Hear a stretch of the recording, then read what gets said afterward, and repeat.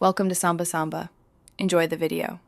You're ready, open Messages and go straight to the conversation with the message you want removed. Once there, scan or use search to jump to that bubble. Make sure you know whether you want to delete one bubble or the whole thread. If you want a single bubble, prepare to tap and hold it. If you want the entire conversation, swipe left on the conversation list. Start now, don't pause on settings, we'll handle variations in the next step. Tap and hold the specific bubble. A menu appears, choose More to enter selection mode. Once selected, mark any additional bubbles you want removed, then tap the trash icon and confirm Delete Message. If you prefer keyboard speed, tap Edit in the top corner Conversation view, choose Select Messages, then tap Trash. Make sure to double-check selections because deletion is immediate for this device. Once done, exit selection mode. The thread updates instantly on your iPhone.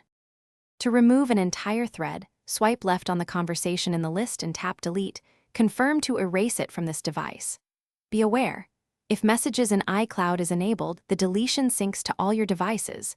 If not, it only removes locally.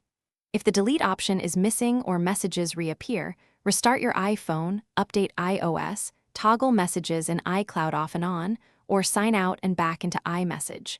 These steps resolve most sync or permission issues. Thanks for watching.